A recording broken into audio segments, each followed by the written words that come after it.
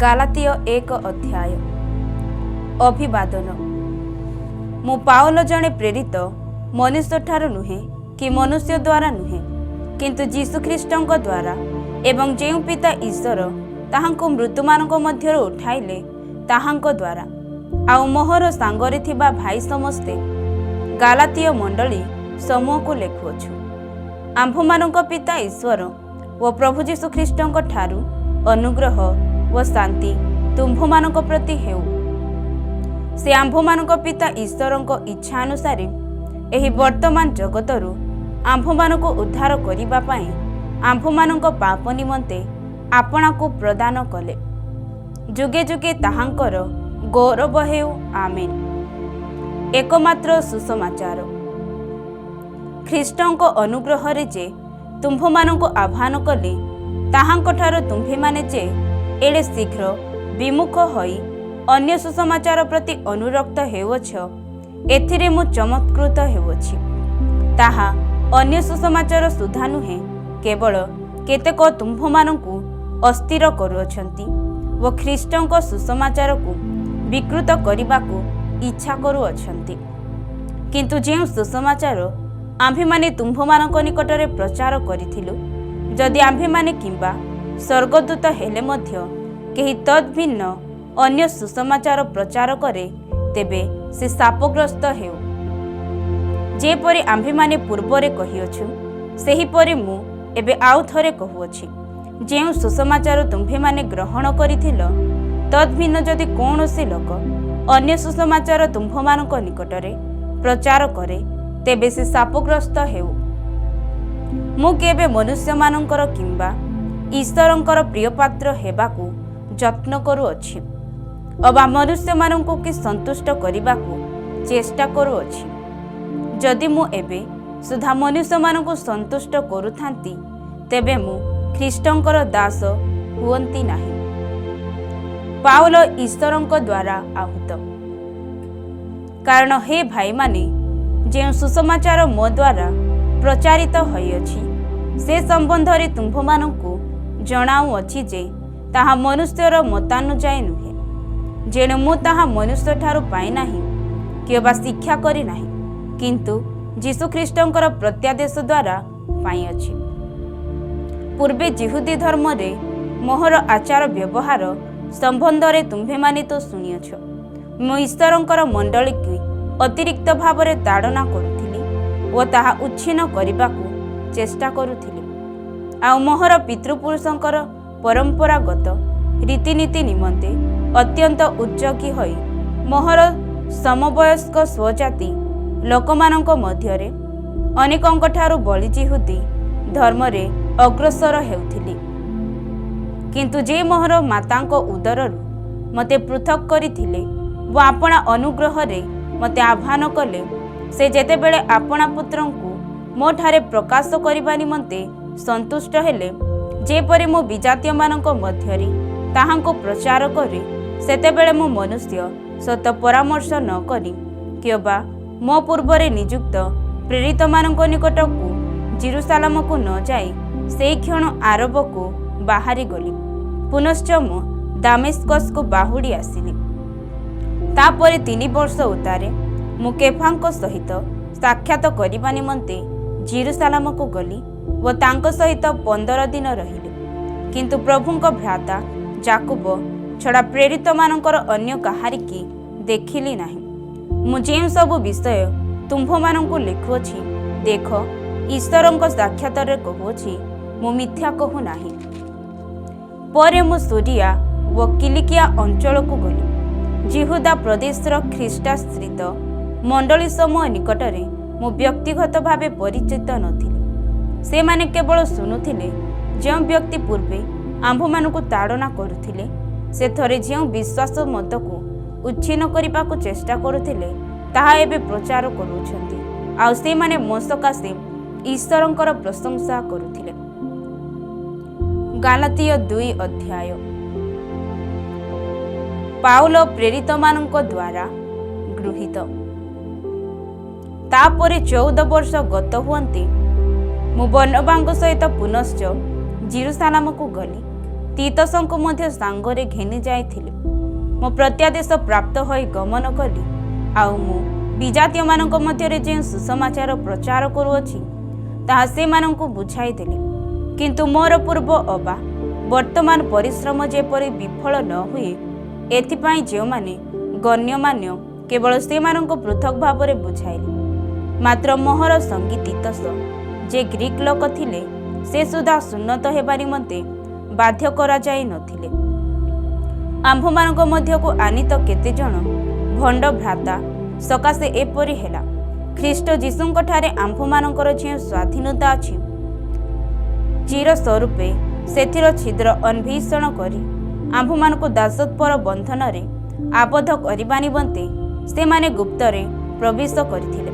କିନ୍ତୁ ସୁସମାଚାର ସତ୍ୟ ଯେପରି ତୁମ୍ଭମାନଙ୍କ ନିକଟରେ ସ୍ଥାୟୀ ହୋଇ ରହେ, ଏଥିପାଇଁ ଆମ୍ଭେମାନେ ଦଣ୍ଡେ ମାତ୍ର ଅଧୀନତା ସ୍ୱୀକାର କରି ସେମାନଙ୍କର ବଶବର୍ତ୍ତୀ ହୋଇନଥିଲୁ।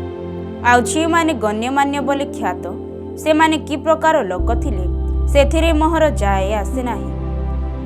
ଈଶ୍ୱର ମନୁଷ୍ୟର ମୁଖାପେକ୍ଷା କରନ୍ତି ନାହିଁ।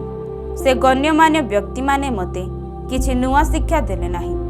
ବରଂ ଅନ୍ୟ ପକ୍ଷରେ ଯେତେବେଳେ ସେମାନେ ଦେଖିଲେ ଯେ ପିତରଙ୍କୁ ଯେପରି ସୁନ୍ନତିମାନଙ୍କ ମଧ୍ୟରେ, ମୋତେ ସେହିପରି ଅସୁନ୍ନତିମାନଙ୍କ ମଧ୍ୟରେ ସୁସମାଚାର ପ୍ରଚାର କରିବାର ଭାର ଅର୍ପିତ ହୋଇଅଛି।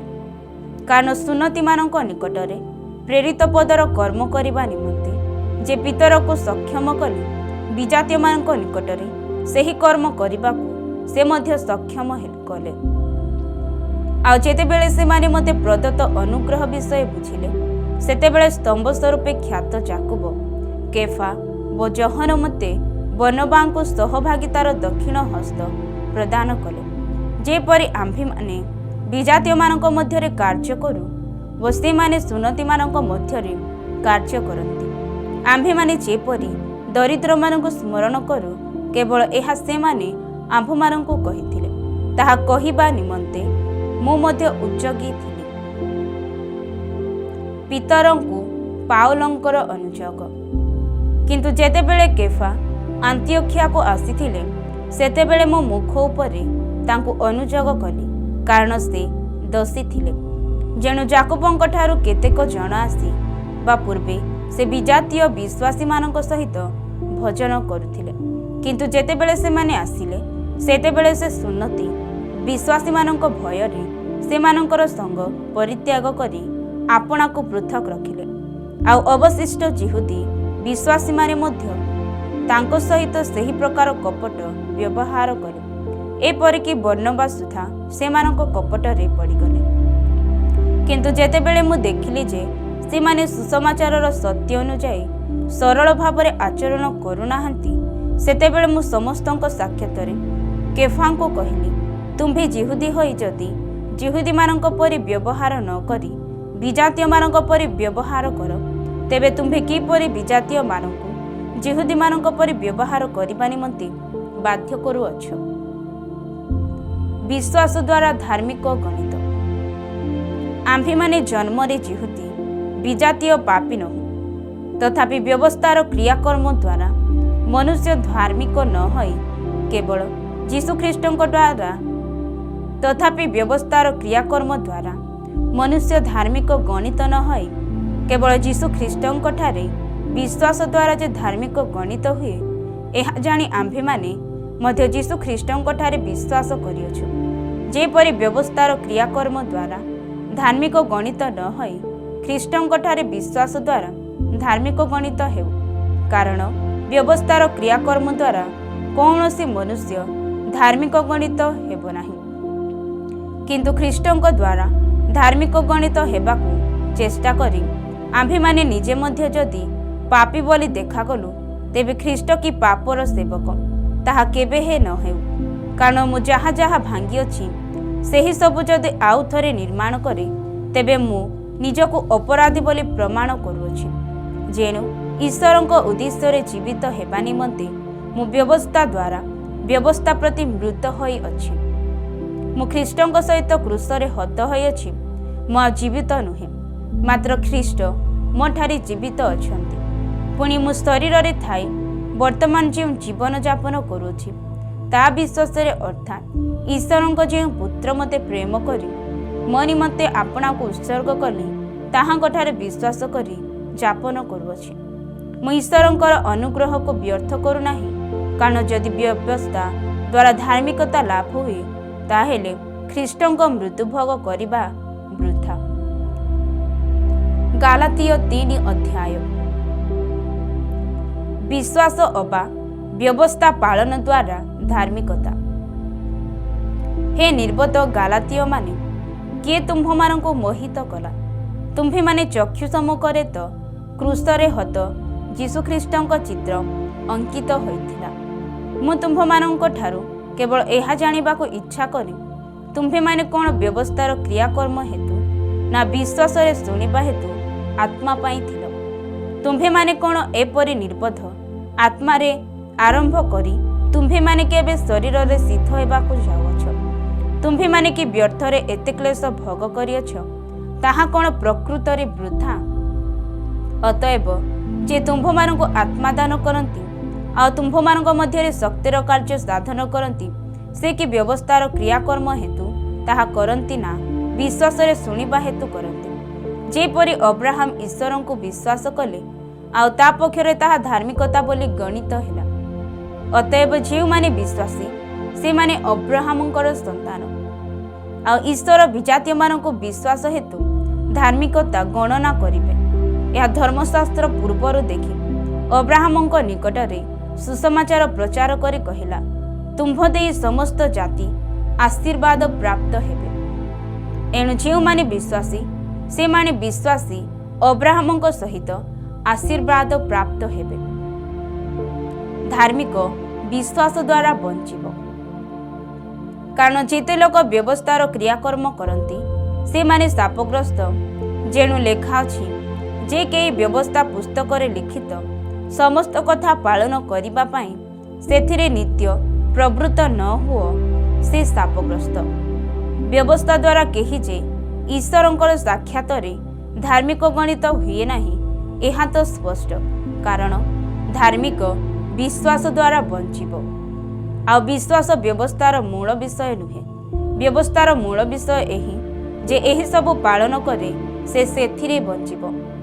ଯୀଶୁଖ୍ରୀଷ୍ଟଙ୍କ ହେତୁ ଅବ୍ରାହମଙ୍କର ଆଶୀର୍ବାଦ ଯେପରି ବିଜାତୀୟମାନଙ୍କ ପ୍ରତି ବର୍ତ୍ତେ, ପୁଣି ଆମ୍ଭେମାନେ ଯେପରି ବିଶ୍ୱାସ ହତି ପ୍ରତିଜ୍ଞାତ ଆତ୍ମା ପ୍ରାପ୍ତ ହେଉ, ଏଥିପାଇଁ ଖ୍ରୀଷ୍ଟ ଆମ୍ଭମାନଙ୍କ ନିମନ୍ତେ ଅଭିଶପ୍ତ ହୋଇ ବ୍ୟବସ୍ଥାର ଅଭିଶାପରୁ ଆମ୍ଭମାନଙ୍କୁ ମୂଲ୍ୟ ଦେଇ ମୁକ୍ତ କଲେ। କାରଣ ଲେଖା ଅଛି, ଯେ କେହି ଖୁଣ୍ଟରେ ଟଙ୍ଗାଯାଏ ସେ ଅଭିଶପ୍ତ। ବ୍ୟବସ୍ଥା ଏବଂ ପ୍ରତିଜ୍ଞା। ହେ ଭାଇମାନେ, ମୁଁ ମନୁଷ୍ୟ ଭାବରେ କହୁଅଛି, ଇଚ୍ଛା ପତ୍ର ମନୁଷ୍ୟ ଦ୍ୱାରା କରାଗଲା ସୁଦ୍ଧା ଯେତେବେଳେ ତାହା ସ୍ଥିରୀକୃତ ହୁଏ, ସେତେବେଳେ କେହି ତାହା ଅନ୍ୟଥା କରିପାରେ ନାହିଁ ବା ସେଥିରେ କିଛି ଯୋଗ କରିପାରେ ନାହିଁ। ଅବ୍ରାହମ ଓ ତାହାଙ୍କ ସନ୍ତାନ ପ୍ରତି ପ୍ରତିଜ୍ଞା ସମୂହ ଉକ୍ତ ହୋଇଥିଲା। ଅନେକଙ୍କୁ ଲକ୍ଷ୍ୟ କରି ସନ୍ତାନମାନଙ୍କୁ ବୋଲି କୁହାଯାଏ ନାହିଁ, କିନ୍ତୁ ଜଣକୁ ଅର୍ଥାତ୍ ଖ୍ରୀଷ୍ଟଙ୍କୁ ଲକ୍ଷ୍ୟ କରି ତୁମ୍ଭର ସନ୍ତାନକୁ ବୋଲି କୁହାଯାଏ। ମୋର ଭାବ ଏହି, ଯେଉଁ ନିୟମ ଈଶ୍ୱରଙ୍କ କର୍ତ୍ତୃକ ପୂର୍ବରୁ ସ୍ଥିରୀକୃତ ହୋଇଥିଲା, 430 ବର୍ଷ ପରେ ଦତ୍ତ ବ୍ୟବସ୍ଥା ତାହା ବ୍ୟର୍ଥ କରେ ନାହିଁ, ଯେପରି ତଦ୍ୱାରା ପ୍ରତିଜ୍ଞା ନିଷ୍ଫଳ କରାଯାଏ। କାରଣ ଅଧିକାର ଯଦି ବ୍ୟବସ୍ଥାର ମୂଳକ ହୁଏ, ତେବେ ତାହା ଆଉ ପ୍ରତିଜ୍ଞା ମୂଳକ ନୁହେଁ। କିନ୍ତୁ ଈଶ୍ୱରଙ୍କ ପ୍ରତିଜ୍ଞା ଦ୍ୱାରା ଅବ୍ରାହମଙ୍କୁ ତାହା ଦାନ କରିଅଛନ୍ତି। ତେବେ ବ୍ୟବସ୍ଥା କାହିଁକି ଦତ୍ତ ହେଲା? ଯେଉଁ ସନ୍ତାନଙ୍କୁ ଲକ୍ଷ୍ୟ କରି ପ୍ରତିଜ୍ଞା କରାଯାଇଥିଲା, ତାହାଙ୍କ ନ ଆସିବା ପର୍ଯ୍ୟନ୍ତ ତାହା ଆଜ୍ଞା ଲଙ୍ଘନ ହେତୁ ଯୋଗ କରାଗଲା। ପୁଣି ତାହା ଦୂତମାନଙ୍କ ଦ୍ୱାରା ଜଣେ ମଧ୍ୟସ୍ଥଙ୍କ ହସ୍ତରେ ସ୍ଥାପିତ ହୋଇଥିଲା। ମଧ୍ୟସ୍ଥ ଗୋଟିଏ ପକ୍ଷର ପ୍ରତିନିଧି ନୁହନ୍ତି, କିନ୍ତୁ ଈଶ୍ୱର ଏକ। ତେବେ ବ୍ୟବସ୍ଥା କି ଈଶ୍ୱରଙ୍କର ପ୍ରତିଜ୍ଞା ସମୂହର ବିରୁଦ୍ଧ? ତାହା କେବେ ହେ ନ ହେଉ। କାରଣ ଯଦି ଜୀବନ ଦେବାକୁ ସମର୍ଥ ଏପରି ବ୍ୟବସ୍ଥା ଦତ୍ତ ହୋଇଥାନ୍ତା, ତେବେ ଧାର୍ମିକତା ପ୍ରକୃତରେ ବ୍ୟବସ୍ଥାମୂଳକ ହୁଅନ୍ତା। କିନ୍ତୁ ଯେପରି ଯୀଶୁଖ୍ରୀଷ୍ଟଙ୍କଠାରେ ବିଶ୍ୱାସ ହେତୁ ପ୍ରତିଜ୍ଞା ବିଶ୍ୱାସ କରୁଥିବା ଲୋକମାନଙ୍କୁ ଦିଆଯାଏ, ଏଥିପାଇଁ ଧର୍ମଶାସ୍ତ୍ରର ସମସ୍ତ ବିଷୟକୁ ପାପର ଅଧୀନ ବୋଲି ଗଣନା କରିଅଛି। ମାତ୍ର ସେହି ବିଶ୍ୱାସ ଆସିବା ପୂର୍ବେ ପ୍ରକାଶିତ ହେବାକୁ ଯାଉଥିବା से विश्वास प्राप्ति उद्देश्य आम्भेमाने व्यवस्थार अधीन बंधी होई रक्षित हेउथिलु। एही प्रकार विश्वास हेतु आम्भमानଙ୍କର धार्मिक गणित हेबा निमंते ख्रीष्टଙ୍କ आगमन पर्यंत व्यवस्था आम्भमानଙ୍କର शिक्षक स्वरूप होइथिला। किंतु एबे सेही विश्वास उपस्थित हेला परे आम्भेमाने आउ सेही शिक्षकर अधीन रे न, कारण तुम्भेमाने समस्ते जीशुख्रीष्टଙ୍କ ठारे विश्वास द्वारा ईश्वरଙ୍କର संतान होइअछ। जेने तुम्भेमाने जेते लोक ख्रीष्टଙ୍କ उद्देश्य बाप्तिजित होइअछ, तुम्भेमाने समस्ते ख्रीष्टଙ୍କୁ परिधान करिअछ। जेहुदी कि ग्रीक, दास कि स्वाधीन, पुरुष कि स्त्री, तुम्भमानଙ୍କ मध्यरे किछिर प्रभेद नाही, कारण ख्रीष्ट जीशुଙ୍କ ठारे तुम्भेमाने एक। आउ जदि तुम्भेमाने ख्रीष्टଙ୍କର, तेबे तुम्भेमाने तो अब्राहमଙ୍କର वंश, प्रतिज्ञा अनुसारे उत्तराधिकारी। गालातिय 4 अध्याय। पुत्र एवं उत्तराधिकारी। किंतु मु कहुअछि, जेते दिन पर्यंत उत्तराधिकारी नाबालक थाए, सेते दिन पर्यंत से समस्त विषयर कर्ता हेले कौनसी प्रकारे दास ठार भिन्न नुहे, किंतु पितांको निरूपित समय पर्यंत स अभिभावक व बेवर्ता मानकर अधीन रे थाए। सेहीपरि आम्भेमाने मध्य जेतेबेले धर्म रे नाबालक थिलु, सेतेबेले जगतर प्राथमिक विषय गुड़कर दास थिलु। किंतु काल संपूर्ण होते ईश्वर अपना निकटरू निज पुत्र को प्रेरण कले, से स्त्री जात होई व्यवस्थाधीन हेले, जेपरि से मूल्य देई व्यवस्थाधीन लोक मानक मुक्त करती, पुणी आम्भेमाने पुत्रत्वर अधिकार प्राप्त हेउ। आउ तुम्भेमाने पुत्र, एथि सकाशे ईश्वर अपना निकटर निज पुत्र को आत्मा को आम्भमानंकु हृदय को प्रेरण कले, सेही आत्मा आब्बा पिता बोली डाकंती। एनु तुम्भे आउ दास नुह, किंतु पुत्र, पुणी जदि पुत्र तेबे ईश्वरଙ୍କ कर्तुक उत्तराधिकारी। गालातिय मानक निमंते पावलंकर उद्विग्नता। मात्र पूर्वरे आम्भेमाने ईश्वरଙ୍କୁ न जानी जो माने प्रकृत रे ईश्वर नुहंती सेमानଙ୍କର दास थिलु, किंतु एबे ईश्वरଙ୍କ परिचय पाइअछ, बरंच ईश्वरଙ୍କ द्वारा परिचित होइअछ। तेबे किपरि आउ थरे दुर्बल व अकिंचन प्राथमिक विषय गुड़ाक प्रति फेरी जाए पुनर्बार सेही सबुर दास हेबाकू इच्छा करुअछ। तुम्भेमाने विशेष विशेष दिन, मास, पर्व व वर्ष पालन करिथाओ। तुम्भमानଙ୍କ निमंते मु जे परिश्रम करिअछि, काले ताहा व्यर्थ हुए, तुम्भमानଙ୍କ संबंध रे मोहर एही भय हेउछि। हे भाई माने, मु तुम्भमानଙ୍କୁ निवेदन करुअछि, तुम्भेमाने मो परि हुओ, कारण मु तुम्भमानଙ୍କ परि होइअछि। तुम्भेमाने मो प्रति कौनसी अन्याय करिनाहो, किंतु तुम्भेमाने जान जे शारीरिक पीड़ा हेतु मु तुम्भमानଙ୍କ निकटरे प्रथम थर सुसमाचार प्रचार करिथिली। आउ तुम्भमानଙ୍କ परीक्षा स्वरूप मोहर शारीरिक अवस्था तुम्भेमाने तुच्छ कल नाही बा घृणा कल नाही, किंतु तुम्भेमाने ईश्वरଙ୍କର जणे दूत स्वरूप एपरि ख्रीष्ट जीशुଙ୍କ स्वरूप मते ग्रहण कल। तेबे तुम्भमानଙ୍କର सेही आनंद काहे, कारण मु तुम्भमानଙ୍କ पक्षरे साक्ष्य देउछि जे संभव होइथिले तुम्भेमाने आपणा आपणा चक्षु उत्पाटन करी मते देई थांत। अतएव मु तुम्भमानଙ୍କୁ सत्य कहिबारु कि तुम्भमानଙ୍କର शत्रु होइअछि। से माने तो तुम्भमानଙ୍କ विषय उद्योगी, किंतु भल अभिप्राय रे नुहे, बरंच तुम्भेमाने जेपरि सेमानଙ୍କ विषय उद्योगी हुओ, एथि निमंते से माने तुम्भमानଙ୍କୁ मोठारु पृथक करबाकू इच्छा करुअछन्ति। केवल मु तुम्भमानଙ୍କ सहित थिबा समय रे नुहे, मात्र सबु समय रे उत्तम विषय रे उद्योगी हेबा भल। हे मोहर पिलामाने, जे पर्यंत तुम्भमानଙ୍କ ठारे ख्रीष्ट मृत्युमान होई नाहंती, से पर्यंत तुम्भमानଙ୍କ सकाशे पुनर्बार प्रसव वेदनार व्यतीत हेउछि। मु जेपरि वर्तमान तुम्भमानଙ୍କ निकटरे उपस्थित होई अन्य भावरे कथा कहि पारंती, एहा मोहर इच्छा, कारण मु तुम्भमानଙ୍କ विषय रे हतबुद्धि हेउछि। हागार व सारांक उदाहरण। व्यवस्थार अधीन हेबाकू इच्छा करुअछ जे तुम्भेमाने मते कुहत, ତୁମ୍ଭେମାନେ କ'ଣ ବ୍ୟବସ୍ଥାର ବାକ୍ୟ ଶୁଣୁନାହଁ? କାରଣ ଲେଖା ଅଛି, ଅବ୍ରାହମଙ୍କର 2ଟି ପୁତ୍ର ଥିଲେ, ଜଣେ ଦାସୀଠାରୁ ଆଉ ଜଣେ ସ୍ୱାଧୀନା ସ୍ତ୍ରୀଠାରୁ ଜାତ। ଯେ ଦାସୀର ପୁତ୍ର ସେ ଶାରୀରିକ ସ୍ୱଭାବ ଅନୁସାରେ ଜାତ ହେଲା, ମାତ୍ର ସ୍ୱାଧୀନତା ସ୍ତ୍ରୀର ପୁତ୍ର ସେ ପ୍ରତିଜ୍ଞା ବଳରେ ଜାତ ହେଲା। ଏହି ସମସ୍ତ କଥାର ରୂପକ ଅର୍ଥ ଅଛି, କାରଣ ଏହି ସ୍ତ୍ରୀମାନେ 2ଟି ନିୟମ ସ୍ୱରୂପ। ଗୋଟିଏ ନିୟମ ସିନୟ ପର୍ବତରୁ ଉତ୍ପନ୍ନ, ତାହା ଦାସତ୍ୱ ନିମନ୍ତେ ସନ୍ତାନ ପ୍ରସବକାରିଣୀ ହାଗାର ସେଥିର ନିଦର୍ଶନ। ହାଗାର ଏହି ଶବ୍ଦ ଆରବରେ ସିନୟ ପର୍ବତକୁ ବୁଝାଏ, ପୁଣି ତାହା ବର୍ତ୍ତମାନ ଜିରୁସାଲାମର ସମତୁଲ୍ୟ, କାରଣ ଏ ଆପଣା ସନ୍ତାନମାନଙ୍କ ସହିତ ଦାସତ୍ୱରେ ରହିଅଛି। କିନ୍ତୁ ଉର୍ଦ୍ଧ୍ୱସ୍ଥ ଜିରୁସାଲାମ ସ୍ୱାଧୀନା, ସେ ଆମ୍ଭମାନଙ୍କ ଜନନୀ। ଯେଣୁ ଲେଖା ଅଛି, ଆଗ ବନ୍ଧେ ଅପ୍ରସ୍ତୁତେ ଆନନ୍ଦ କର, ଆଗ ପ୍ରସବ ବେଦନାର ରହିତେ ଉଚ୍ଚସ୍ୱରରେ ଜୟଧ୍ୱନି କର, କାରଣ ସଧବାର ସନ୍ତାନଠାରୁ ଅନାଥର ସନ୍ତାନ ଅଧିକ। ହେ ଭାଇମାନେ, ତୁମ୍ଭେମାନେ ଇସକାଙ୍କର ପରି ପ୍ରତିଜ୍ଞାର ସନ୍ତାନ। କିନ୍ତୁ ଶାରୀରିକ ସ୍ୱଭାବ ଅନୁସାରେ ଯେ ଜାତ, ସେ ଯେପରି ସେ ସମୟରେ ଆତ୍ମାଙ୍କ ପ୍ରତିଜ୍ଞା ଅନୁସାରେ ଯେ ଜାତ ତାକୁ ତାଡ଼ନା କରୁଥିଲା, ସେପରି ଏବେ ମଧ୍ୟ ଘଟୁଅଛି। ମାତ୍ର ଶାସ୍ତ୍ର କ'ଣ କୁହେ?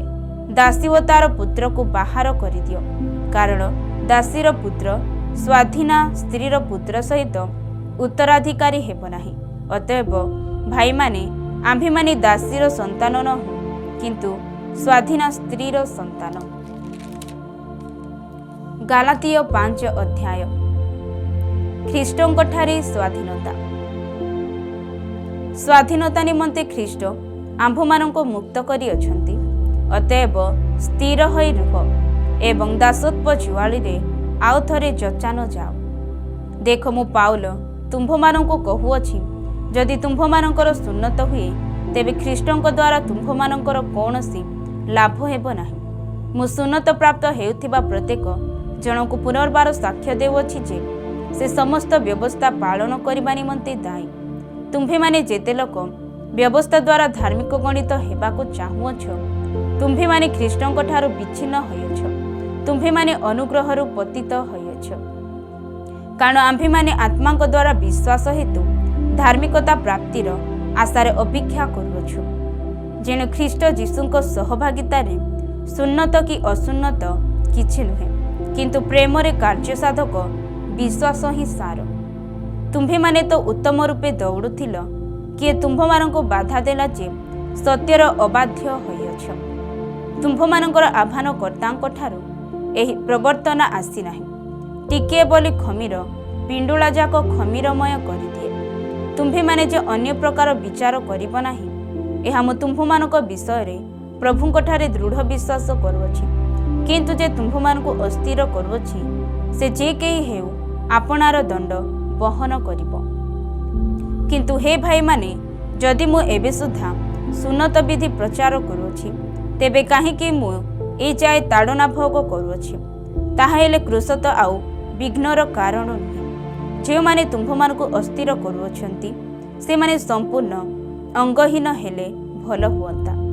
କାରଣ ହେ ଭାଇମାନେ, ତୁମ୍ଭେମାନେ ସ୍ୱାଧୀନତା ନିମନ୍ତେ ଆହୁତ ହୋଇଅଛ, କେବଳ ତୁମ୍ଭର ସ୍ୱାଧୀନତାକୁ ଶାରୀରିକ ଅଭିଳାଷ ପୂରଣ ନିମନ୍ତେ ସୁଯୋଗ ସ୍ୱରୂପେ ବ୍ୟବହାର ନ କର, ବରଂ ପ୍ରେମରେ ପରସ୍ପରର ଦାସ ହୁଅ।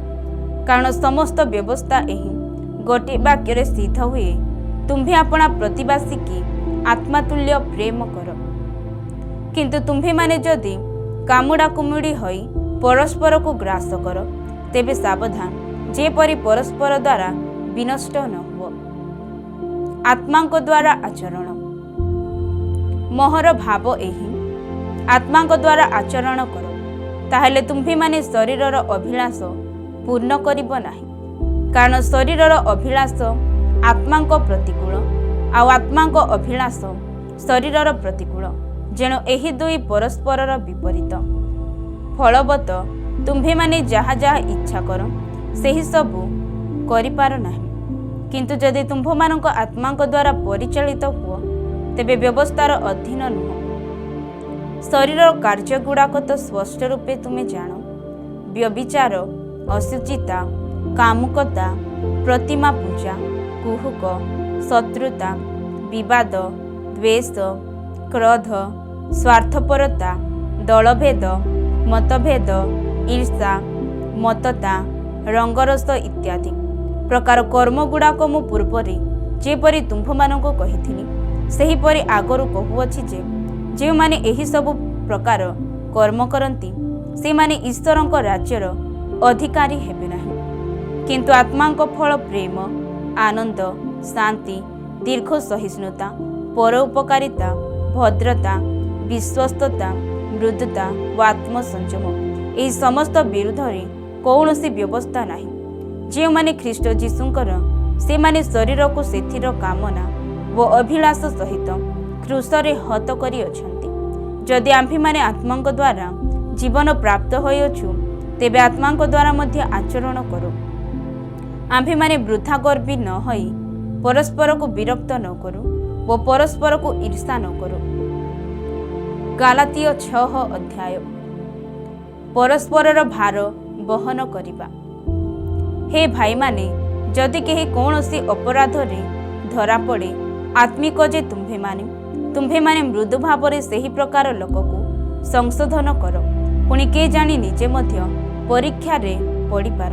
ଏଥିପାଇଁ ଆପଣା ବିଷୟରେ ସାବଧାନ ହୁଅ, ପରସ୍ପରର ଭାର ବହନ କର। ଏହି ପ୍ରକାରେ ତୁମ୍ଭେମାନେ ଖ୍ରୀଷ୍ଟଙ୍କ ବ୍ୟବସ୍ଥା ସଫଳ କରିବ। ଯଦି କୌଣସି ଲୋକ ଅସାର ହେଲେ ଆପଣାକୁ ବଡ଼ ବୋଲି ମନେ କରେ, ତେବେ ସେ ନିଜକୁ ପ୍ରବଞ୍ଚନା କରେ। କିନ୍ତୁ ପ୍ରତ୍ୟେକ ଜଣ ଆପଣା କର୍ମ ପରୀକ୍ଷା କରୁ, ତେବେ ସେ ଅନ୍ୟ ସହିତ ଆପଣାକୁ ତୁଳନା କରିବା ଦ୍ୱାରା ଦର୍ପ ନ କରି କେବଳ ନିଜଠାରେ ଦର୍ପର କାରଣ ପାଇବ। କାରଣ ପ୍ରତ୍ୟେକ ଜଣ ଆପଣା ଭାର ବହନ କରିବ। କିନ୍ତୁ ଯେ ଈଶ୍ୱରଙ୍କ ବାକ୍ୟରେ ଶିକ୍ଷାପ୍ରାପ୍ତ ହୁଏ, ସେ ଶିକ୍ଷାଦାତାଙ୍କୁ ସମସ୍ତ ଉତ୍ତମ ବିଷୟର ସହଭାଗୀ କରାଉ। ଭ୍ରାନ୍ତ ନ ହୁଅ, ଈଶ୍ୱର ବିଦ୍ରୂପର ପାତ୍ର ନୁହନ୍ତି, କାରଣ ମନୁଷ୍ୟ ଯାହା ବୁଣେ ତାହା ହିଁ କାଟିବ। ଯେଣୁ ଯେ ଆପଣା ଶରୀର ଉଦ୍ଦେଶ୍ୟରେ ବୁଣେ, ସେ ଶରୀରରୁ ଉତ୍ପନ୍ନ କ୍ଷୟନୀୟ ଶସ୍ୟ କାଟିବ। କିନ୍ତୁ ଯେ ଆତ୍ମାଙ୍କ ଉଦ୍ଦେଶ୍ୟରେ ବୁଣେ, ସେ ଆତ୍ମାଙ୍କ ଠାରୁ ଉତ୍ପନ୍ନ ଅନନ୍ତ ଜୀବନ ରୂପ ଶସ୍ୟ କାଟିବ। ଆମ୍ଭେମାନେ ଉତ୍ତମ କର୍ମ କରିବାରେ ଶ୍ରାନ୍ତ ନ ହେଉ, କାରଣ କ୍ଳାନ୍ତ ନହେଲେ ଉପଯୁକ୍ତ ସମୟରେ ଶସ୍ୟ କାଟିବା।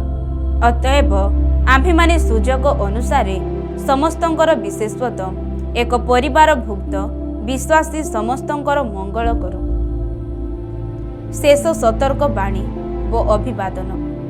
ଦେଖ, କିପରି ବଡ଼ ବଡ଼ ଅକ୍ଷରରେ ମୋହର ନିଜ ହସ୍ତରେ ମୁଁ ତୁମ୍ଭମାନଙ୍କ ନିକଟକୁ ଲେଖୁଅଛି। ଯେଉଁମାନେ ବାହ୍ୟ କ୍ରିୟାକର୍ମ ଦ୍ୱାରା ସୁଖ୍ୟାତି ପାଇବାକୁ ଇଚ୍ଛା କରନ୍ତି, ସେମାନେ ତୁମ୍ଭମାନଙ୍କୁ ସୁନ୍ନତ ହେବା ପାଇଁ ବାଧ୍ୟ କରନ୍ତି। ଖ୍ରୀଷ୍ଟଙ୍କ କ୍ରୁଶ ହେତୁ ସେମାନେ ଯେପରି ତାଡ଼ନା ଭୋଗ ନ କରନ୍ତି, କେବଳ ସେଥି ନିମନ୍ତେ ତାହା କରନ୍ତି।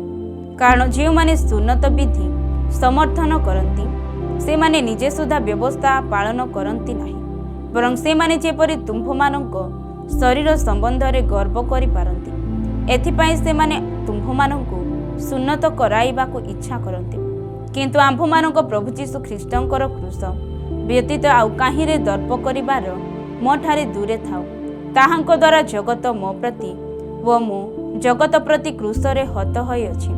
କାରଣ ସୁନ୍ନତ କିମ୍ବା ଅସୁନ୍ନତ କିଛି ନୁହେଁ, କିନ୍ତୁ ନୂତନ ସୃଷ୍ଟି ହିଁ ସାର।